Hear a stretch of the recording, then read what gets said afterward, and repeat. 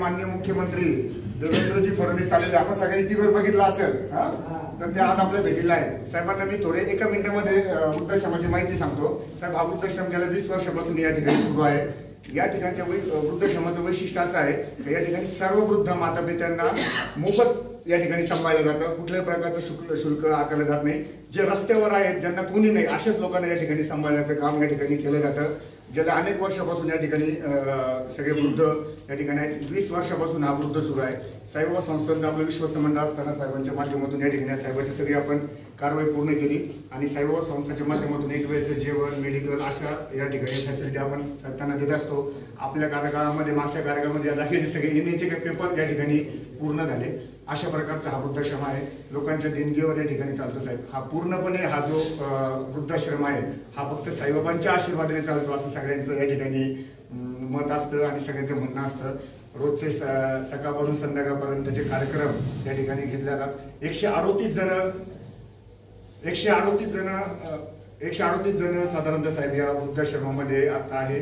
आणि सगळ्यात महत्वाचं म्हणजे साहेब, या वृद्धाश्रमाचं वैशिष्ट्य असं आहे की या ठिकाणी प्रत्येक गोष्ट जी आहे ती मॅनेज करून, इथली स्वच्छता, इथलं या ठिकाणी जेवण सगळं चांगलं देण्याचा प्रयत्न या ठिकाणी करत असतो. आणि साईबाबांच्या कृपेने आणि संघाच्या आशीर्वादाने आम्ही बालपणापासून या वृद्धाश्रमाशी जोडल्या गेलो. आपले सगळे कार्यकर्ते, आपले अखिल भारतीय सेवा प्रमुख सुहासराव यांनी देखील या ठिकाणी दिलं.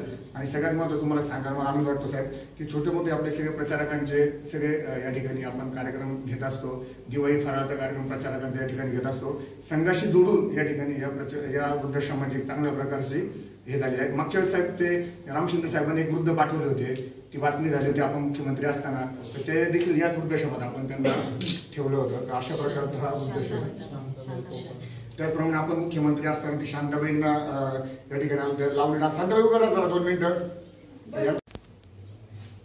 सर्वप्रथम साईबाबांच्या चरणी या ठिकाणी वंदन करतो. आज शिर्डीमध्ये भारतीय जनता पक्षाच्या कार्यक्रमाच्या निमित्ताने आलो आणि त्यावेळी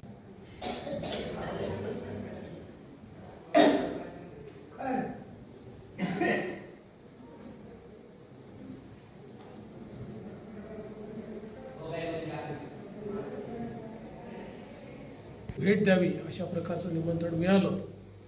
मला देखील वाटलं की आपण या वृद्धाश्रमाला भेट दिली पाहिजे. ज्या ठिकाणी चांगलं कार्य चालतं तिथे आपण देखील गेलं पाहिजे. आणि मला अतिशय आनंद आहे की आपल्या सर्वांची भेट घेण्याकरता या ठिकाणी मी येऊ शकलो. निश्चितपणे सचिन असं म्हणाला की मी आशीर्वाद देईल, पण आपल्यापेक्षा जे मोठे असतात त्यांचे आशीर्वाद घ्यायचे असतात, त्यांना द्यायचे नसतात. त्यामुळे आपल्या सर्वांचे आशीर्वाद हे आमच्या पाठीशी असावेत अशा प्रकारची आपल्याला विनंती करतो, जेणेकरून जीवनामध्ये जे काही चांगलं काम करता येईल ते काम करण्याची शक्ती आणि स्फूर्ती ही आपल्या आशीर्वादाने आम्हाला मिळावी अशा प्रकारची आपल्या सर्वांना मी विनंती देखील करतो. आणि श्री साईबाबांना आणि त्यांच्या चरणी विनंती करतो की आपल्या सर्वांना त्यांनी दीर्घ आयुष्य द्यावं, उत्तम आरोग्य द्यावं आणि आपण सगळे लोक एक परिवार म्हणून या ठिकाणी राहता, एकमेकाला सांभाळून घेता. त्यामुळे या परिवारामध्ये जे काही सुखदुःख आहेत ते वाटून आपण सुखासमाधानाने या ठिकाणी राहत असताना साईबाबांनी जो आपल्याला मंत्र दिला आहे श्रद्धा आणि सबुरीचा, तशा प्रकारची श्रद्धा कायम ठेवून आपण सर्वांनी राहावं अशा प्रकारची आपल्याला मी विनंती करतो. पुन्हा एकदा आपल्या सर्वांना मनापासून शुभेच्छा देतो आणि आपलं सर्वांचं दर्शन या ठिकाणी मिळालं त्याबद्दल मी सर्व संचालकांचे मनापासून आभार मानतो. धन्यवाद. या तुम्ही 2-3 जण या. मंगेश कुसुमबाई या. मुंबईचं असून इथे तुमचं दर्शन झालं किती मोठं भाग इथे समोर येत नको समोर एक मिनिट हा. इथे उभं राहील इथे उभं राहा, व्यवस्थित उभं राहा. श्री सच्चिदानंद सद्गुरु साईनाथ महाराज की जय. चला ठीक आहे. तुम्हाला भेटायला आले म्हणून तुम्हाला जवळ केलं मी. पायाने पडायचं त्यांच्या. हा.